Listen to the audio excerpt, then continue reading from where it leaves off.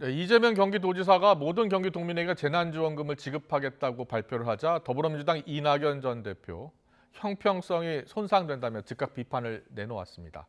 네거티브 공방으로 양측이 대립하고 있었는데 그 불똥이 재난지원금 공방으로 지금 옮겨가고 있는 모양새입니다. 국민의힘에서는 이준석 대표와 윤석열 전 총장의 갈등 양상이 소강 국면으로 접어든 가운데 다음 주로 예정된 토론회가 지금 변수가 되고 있습니다. 정치권 이슈 최진 대통령 리더십 연구원장과 함께 자세히 짚어보겠습니다. 어서 오십시오. 예, 안녕하십니까. 안녕하세요. 먼저 민주당 소식부터 이야기 나눠보겠습니다. 예. 경기도지사 이재명 지사가 오늘 기자회견하면서 예. 재난지원금 100% 지급하겠다. 그러니까 당정청은 88% 예. 지급하겠다고 했는데 나머지 12%도 도에서 나머지 지원금을 지급하겠다는 겁니다. 예. 어떻게 보셨어요? 그러니까 전국에서 경기도만 100%다 재원을 그렇습니다. 주겠다 이거 아니겠습니까? 그러니까 이재명 지사 특유의 이제 튀는 마이웨이인데요. 말도 많고 탈도 많겠지만 결국은 재난금 지원금을 다 주는 것이 네. 결국은 득표로 볼 때 실보다는 득이 더 많다고 판단한 것 같아요. 당내 반발도 예상하면서요. 예, 특히 이제 요즘 같은 코로나 정부 장기화되면은 서민층이나 영세 상공인들에게는 오히려 훨씬 더 득이 되다, 말하는 표를 얻는데 도움이 된다라고 판단을 내리기 때문에 밀어붙이는 거죠, 마요한 거죠. 이 전략이 경기도민만을 위한 전략일까요? 아니면 우리 국민 전체를 보고? 우선 1차적으로 경기도민에게 도움이 되죠. 근데 예. 경기도민이 1,350만이나 되지 않습니까? 네. 경기도민의 마음만 얻어도 엄청나게 큰 지원금이 되는 거고, 그리고 다른 지역도 한번 생각을 해보십시오. 네네. 오히려 부러움 같은 생각이 들지 않겠습니까? 그럴 수 있겠죠. 예. 왜 경기도는 다 주는데 우리는 주지 않지라는 그 인간 본성의 심리. 네. 그러니까 정부가 돈을 많이 주면 좋을 수다. 다다익선이다라는 심리를 간파한 거죠. 예산이라든지 그 위에 실현 가능성은 두 번째고. 그래서 이른바 이제 뉴 포퓰리즘 전략인데 정책적으로 문제가 있을지라도 표심 득표하는 데는 분명히 도움이 된다. 정치공학적으로. 득표하는 데 도움이 된다라고 얘기해 주셨는데 네. 당장 여권의 대권 주자들 비판의 목소리가 계속 나오고 있습니다. 예, 예. 자, 오늘 어떤 내용으로 입장을 발표했는지 듣고 오겠습니다. 다시도민들이 어떻게 받아들여 주실지 걱정이 됩니다. 그 점을 충분히 고려했더라면 하는 아쉬움을 가지고 있습니다. 적절치 않은 행보라고 생각을 하고 지난번 토론회에서도 지적을 분명히 했습니다마는 그 부분에 대해서는 논평을 통해서 자세하게 입장을 밝히겠습니다.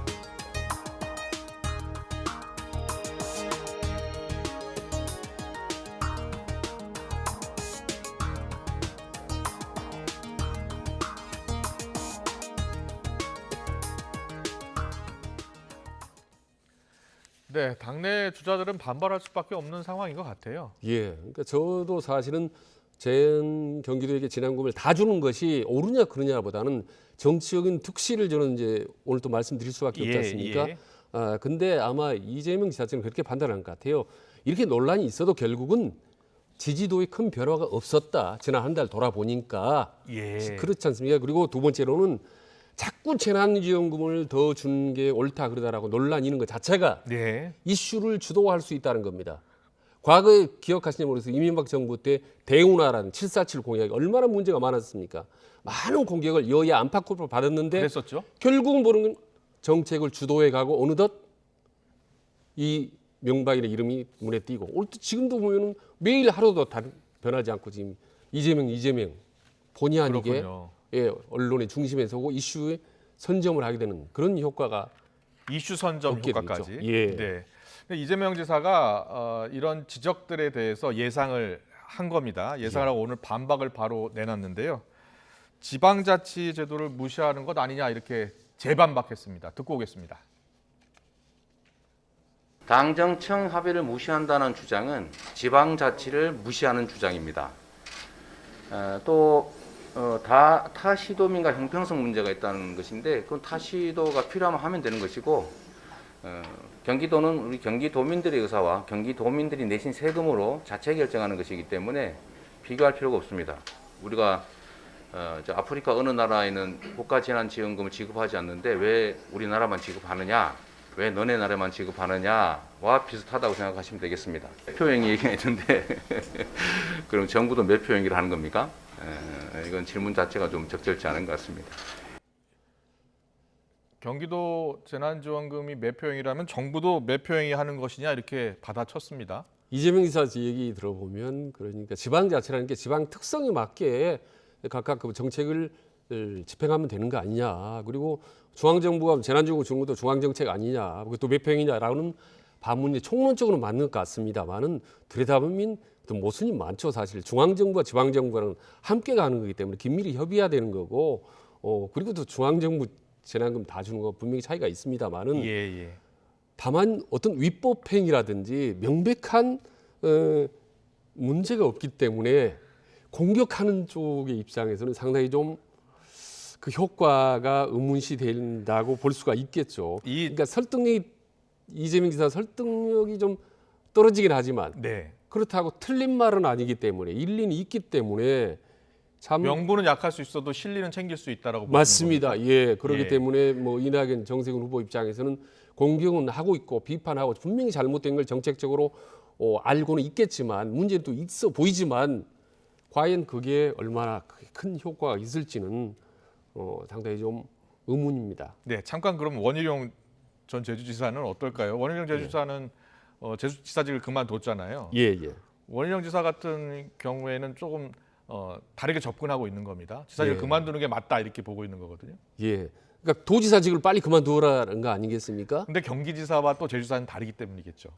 예, 그것도 있고 사실은 이제 기사 단체장 같은 임기가 엄연히 12월 9일 금년으로 예. 법적으로 보장이 돼 있기 때문에 사실은 저 부분은 어떻게 할 얘기가 없어요. 법적으로는 다만 정치적으로 저걸 그만뒀을 경우에 득실을 비교해 보면 사실 원희룡 지사가 제주도지사를 던졌지만 그게 크게 뭐 박수를 받거나 지지율이 올라가는 데 크게 도움이 된 건 아닙니다. 예. 근데 이제 이재명 지사 각 지사직을 유지하고 있으면 그 많은 인구에다가 또 예산을 많이 집행하고 있기 때문에 어떻게 보면 지사직을 활용할 수가 있죠. 그거는 뭐 예. 근데 이제 다른 쪽은 그걸 지사직을 이용한다고 비판을 하지만은 지사를 유지하고 있는 사람은 활용도가 높기 때문에 이용이냐 활용이냐 이 부분은 애매모호할 수 있죠. 네. 가장 중요한 건 법적인 문제인데 법적으로 12월 9일까지 보장돼 있는데 그걸 어떻게 하겠습니까? 예. 이 논란은 계속 될 수밖에 없습니다. 별로 효과 경선 없이. 끝날 때까지 계속될 것 같아요. 그럴 것 같습니다. 예. 12월 9일까지요. 하지만 유리한 것은 이재명 지사로 보는 거군요. 그렇습니다. 별로 효과가 없다고 보는 공격이 지사직을 유지하는 게 훨씬 더 유리하다고 봅니다. 알겠습니다. 국민의힘 상황 볼까요? 국민의힘 상황은 잘 아시다시피 예. 이준석 대표와 윤석열 캠프 간의 갈등이 계속 깊어지고 있어요. 어제 윤석열 전 총장이 직접 이준석 대표에 전화를 걸었는데 예. 완전히 갈등이 해소된 것 같지 않거든요. 그러니까 두 사람 대결을 보면요 표현이 적절한지 모르겠습니다. 과거 이제 군부 정권 시절에 육군 대장하고 육군 소장하고 힘겨루기 같아요. 누가 육군 대장은 훨씬 계급도 높고 지휘 체계상으로는 상급자지만은 네. 사실은 그 휘하 부대가 힘이 약합니다. 예. 근데 육군 소장은 아시다시피 계급은 아래지만 훨씬 단단한 자기 휘하 병력을 가지고 있기 때문에 맞습니다. 그래서 이제 박정희나 전두환이 육군 소장 예. 때 쿠데타 했지 않습니까? 그래서 누굽니까 윤석열 지사 같은 경우는 지지도가 탄탄하게 높기 때문에 예. 사실 목에 힘을 줄 수 있는 거고 당 대표인 이준석 대표 입장에서는 뭔가 자기 구도대로 하고 싶겠죠. 이런 두 개의 묘한 위치 차이가 계속 갈등과 충돌 양상으로 나타나고 있는 것 같습니다. 신조 실장이 그 탄핵 이야기 꺼내면서 이준석 대표가 발끈했고 휴가 중인데도 SNS를 통해서 예. 어떻게 윤석열 캠프가 조치하는지 보겠다라고 하면서 이게 갈등이 더 커지는 모양새였거든요. 네, 예. 근데 문제는 이게 국민의힘 내에서 1등 주자 윤석열 캠프와 예. 이준석 대표 간의 갈등이 계속 되면 될수록 악재가 아니겠습니까?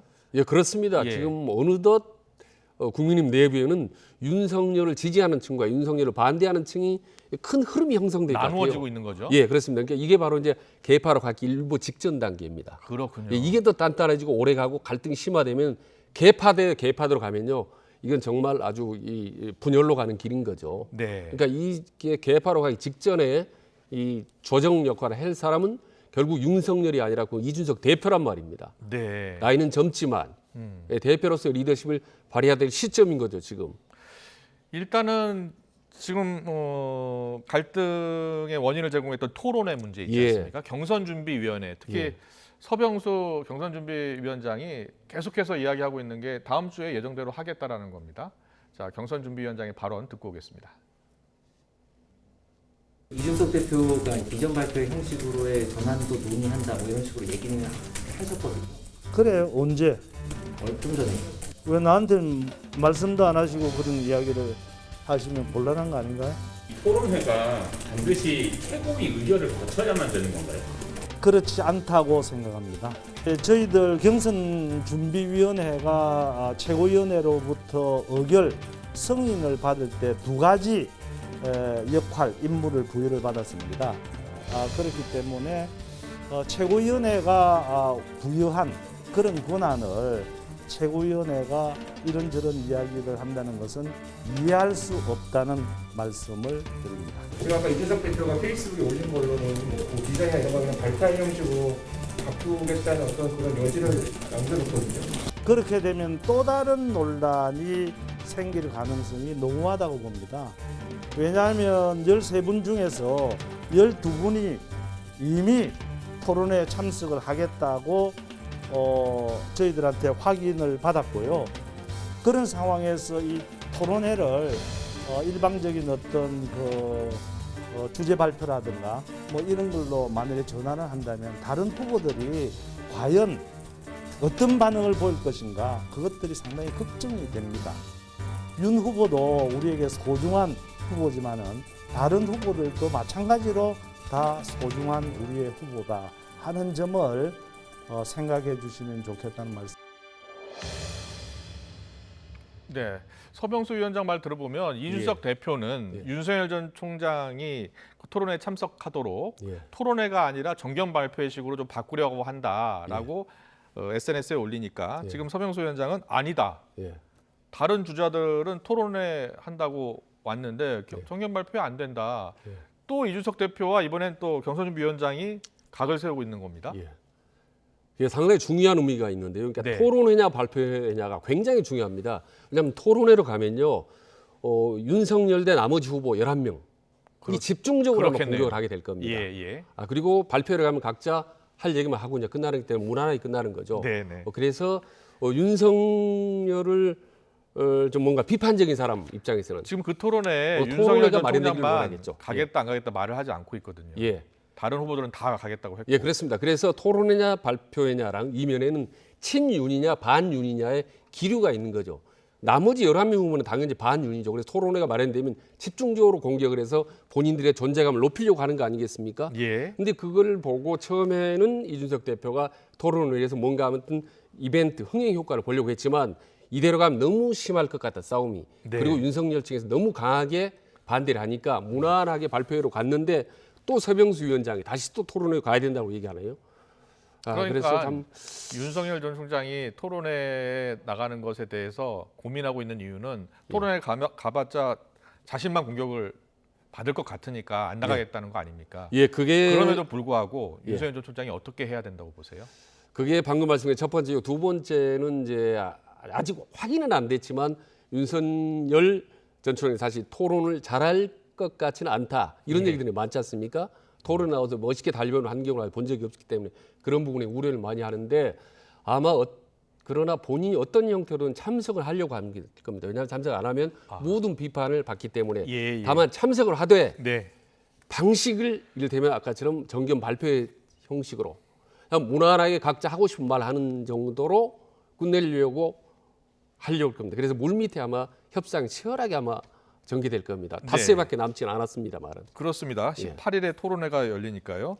그런데 보니까 유승민 캠프의 김웅 대변인이 대선 후보, 대선에 나오려면 토론회 자주 열리는데 나와서 보여줘야 되지 않느냐라고 이야기를 했거든요. 자, 김웅 대변인 그리고 윤석열 캠프의 김경진 대외협력 특보 각 캠프의 입장을 밝혔습니다. 듣고 오겠습니다.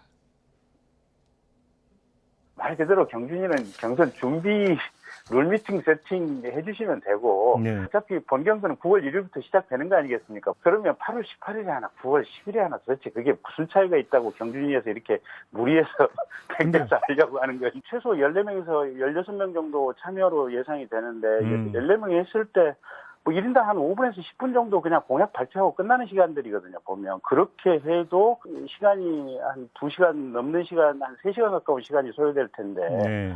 도대체 그게 무슨 의미가 있나 싶어요, 보면. 토론이 그렇게 들어오면 사실 대선에 나오는 것 자체가 조금 무리한 게 아닌가 싶습니다. 뭐 앞으로 지금 뭐 민주당에서 이낙연 후보나 이재명 후보 등이 나와서 이 쟁쟁한 분들하고 토론을 해야 되는데 그것도 이제 결국 좀 무섭다고 피할 수 있을 것인지 그 결국은 지금 당내에서 시험 경기라도 좀 많이 뛰어보고 진짜 본선에서 뛰어야 되는데 시험 경기도 못 뛰겠다라고 하는 건 국민들이 좀 받아들이기 어려울 것 같습니다. 본인은 뭐 적극적으로 뭐 참여하겠다는 그런 의사를 보이면서 또 한편으로는 뭐 최고위를 동원해서 이거를 무산시키려고 하고 있는 것 같은데 사실 국민들이 다 지켜보고 있거든요. 네. 벌써부터 국민의힘 내부의 대선 주자간 이 셈법이 조금씩 달라요. 보면 원희룡 전 지사는 이준석 대표를 비판하고 있는데 홍준표 의원은 이준석 대표를 감싸고 있어요. 네. 어떤 배경이 있는 걸까요? 그러니까 윤석열 전 총장을 보는 관점의 차이라고 봅니다. 예. 홍준표 전 대표 같은 경우는 윤석열 후보 자체를 사실 대권자로 인정을 하지 않으려고 하는 거죠, 사실. 예. 그렇지 않습니까? 예, 예. 지금 줄곧 비판하는 거고. 그 반면에 이제 원희룡 전 지사 입장에서는 대권자 한 명으로 분명하게 인정을 하고 가는 거죠. 그러니까 두 사람의 마음 속에는 이른바 친윤 반윤의 이런 흐름이 짙게 이제 흐르고 있는 거죠. 그리고 하나 더 이제 말씀드리면 예나 지금이나 총선이든 대선이든 지방선거든 간에 지지율 1위 후보는 가급적 토론회에 참석하지 않으려고 했던 것이 그래요? 그동안의 과거에 있습니다. 네. 그래서 1위 후보가 나와서 모든 후보가 함께 토론을 하면은 당의 흥행 효과는 있지만 1위 후보는 좋을 게 없습니다, 사실은. 네. 그렇기 때문에 끊임없이 이제 밀당이 있죠. 다른 후보와 1위 후보 사이에 이 중간에 적절하게 1위 후보도 적절하게 좀 자존심을 세울 수 있고 다른 마이너 후보들도 좀 자존심을 세울 수 있는 이런 이제 절충안을 만들어내는 것이 바로 이제 이준석 대표, 당 대표의 그런 또 역량이라고 봅니다. 네, 앞으로 휴가 복귀하고 난 다음에 이제 어떤 모습 보여줄지 이준석 대표 행보가 주목이 되는데 최근에 이준석 대표와 윤 총장 간의 갈등이 커지니까 여러 사람들이 충고를 해주고 있어요. 보니까 전원책 변호사 같은 경우에는 이준석 대표에게 좀 겸손할 것을 이렇게 충고해 주더라고요. 자, 이준석 대표가 어떻게 하는 게 좋겠습니까? 그러니까 이준석 대표가 36, 2039 MZ세대 아닙니까? 네. 그러니까 MZ세대의 특징이 상당히 좀 당당하지만 네. 이게 또 과도하면 또 약간 당돌하게 보일 수도 있거든요. 그리고 지금 이준석 대표는 약자가 아니라 강자입니다. 당 대표거든요. 모든 권한을 가진. 그러니까 훨씬 좀 더 전원책 변호사 얘기한 대로 네. 좀 낮은 자세를 좀 갖고 좀 오픈마인드 할 필요가 있죠. 네. 그리고 지금 이준석 대표는 상당히 의욕이 좀 넘쳐서 이 경선 과정을 관리하는 게 아니라 주도하려고 하는 것 같아요. 그래서 저는 너무 관리에 그냥 머물러서도 안 되지만 너무 과다하게 주도해서도 안 된다. 그래서 관리와 주도 중간쯤에 적당히 해야 되고. 윤석열 캠프도 너무 민감하게 받아들이는 것 아닐까요? 어떻게 보세요? 일단 아까 조금 전에 말씀드린 민감하도 일이기 때문에 이걸 지르고 싶고 일단 어디든 나가면 별로 득될 게 없다고 생각하겠죠. 네. 그래서 이제 소통이 필요한 거죠. 끊임없이 그 과정에서 전화하고 끊임없이 합니다. 그래서 과거에 같은 기습 입당 같은 일이 두 번 다시 일어나지 않아야 되는 거죠. 아마도 그런 부분에 대한 상당히 좀 뭐 마음의 상처랄까 불만들이 깊이 좀 남아 있는 것 같아요. 이준석 대표 입장에서는. 그리고 윤석열 입장에서는 항상 지지도 1인데 내가 뭐 아쉬울 게 뭐가 있나라는 심리가 잠재적으로 밑바탕에 깔려 있는 것 같아요. 두 후보 사이에 심리적인 어떤 우월감이 묘한 자존심 싸움이 밀당이 깔려 있는 것 같아요. 그래서 지난번에 마셨던 호프 몇 장 가지고는 아마 해소가 되지 않았다고 보고 앞으로 자주 빈번하게 소통을 하고 서로 간의 신뢰를 쌓은 과정이 두 사람의 문제가 아니라 국민힘 경선 과정이 앞으로 중요한 저는 포인트라고 봅니다. 이준석 대표 보면서 송영길 대표가 생각이 나요. 송영길 대표는 이낙연 캠프, 이재명 캠프 중재하느라고 상당히 힘들었잖아요. 예. 이심, 송심이라는 얘기 나오니까 예. 이 이가 예. 이재명이냐 이낙연이냐를 예. 놓고 여러 이야기가 나오고요. 예. 그런데 이 국민의힘 같은 경우는 이준석 대표가 윤석열 총장 캠프하고 갈등이 있는 겁니다. 예. 서로 다른 거예요. 예. 그러니까는 어떻게 보면은 여야 당 대표 간 역할이 지금 다른 거죠. 예. 요즘 쭉 예. TV 보면은 뭐 언론 보면은 아시겠지만 송영길 대표는 지금 경선을 관리하고 있는 거고 지금 예, 이준석 대표는 경선을 지금 주도하려고 하는 거 있지 않습니까? 예. 이게 중요한 차이인데 근데 설령 주도한다 하더라도 긴밀하게 소통을 하고 연락을 하고 양해를 구하면서 해야 그게 가능하지. 지금 시대가 어느 때인데 그리고 다 엄청 중진들 뭐 4선, 5선, 다선 의원들을 주도한다 아무리 당 대표라 하더라도 그는 예. 쉽지가 않죠. 그래서 아직까지 여전히 공식적으로 절대 강자인 이준석 대표가 훨씬 더 신중적, 오픈 마인드를 발휘해야 되는 거죠. 예. 알겠습니다. 마지막으로요. 문 대통령 지지율 잠깐 보고 갈게요. 문 대통령 지지율이 5%포인트 급락했거든요. 예. 40%대로 탄탄하게 유지됐던 지지율이 최근에 코로나19가 장기화됐기 때문일까요? 이게 36%까지 급락했습니다. 어떻게 봐야 되겠습니까? 저는 이제 큰 의미는 두지는 않습니다. 예. 하락을 했지만은 왜냐하면 어차피 한 30% 정도는 전통적인 어떤 친문 핵심적인 단단하게 철근 콘크리트는 굳어진 벼라고 봅니다. 이 30%에 10%가 왔다 갔다 이제 하는 과정이기 때문에 예. 그리고 반대로 이제 30% 또 다른 보수 세력이 똘똘 뭉쳐 있는 거고 그럼 3대 3 아니겠습니까? 나머지 40% 가까운 게 바로 이제 중도라고 보는 거예요. 중도층. 예. 그래서 이 중도층이 어디로 가느냐가 앞으로 대한민국의 어떤 운명과 경선의 대선 판을 좌우하기 때문에 문재인 대통령 지지도가 뭐 39%, 6%다, 뭐 40%다 이 정도는 지금 시점에서는 크게 중요하지 않다고 여당 봅니다. 대선 후보들의 대통령과의 차별화는 좀 앞으로는 보기는 당분간은 어렵겠네요. 예, 30% 안팎으로 내려간다면 특히 30% 밑으로 내려가면 저는 대선 주자들이 차별화가 본격화될 거라고 봅니다. 예. 그리고 과거 모든 대선 주자들이 다 그랬었습니다. 네. 그래서 차별화가 되면 문재인 대통령 입장에서 좀 괴롭고 고통스럽지만 다른 여권의 자기 주자들은 펄펄 날 수가 있죠. 네. 근데 지금 여전히 높으니까 36% 높은 겁니다. 예. 대통령 지지도가 높다 보니까 뭐 다른 지금 여권 내 주자들이 지금 어쩌지를 못하고 친문의 눈치를 보고 대통령 문심을 바라보면서 뛰는데 좀 한계가 있는 거죠. 그러니까 문재인 대통령 지지도가 단단하다. 이게 결국 좋은 거지만 또 좋은 것만은 아닌 그런 미묘한 그 양면성을 갖고 있다는 말씀드립니다. 오늘 정치권 이슈는 여기까지 듣겠습니다. 최진 대통령 리더십 연구원장과 함께했습니다. 잘 들었습니다. 고맙습니다.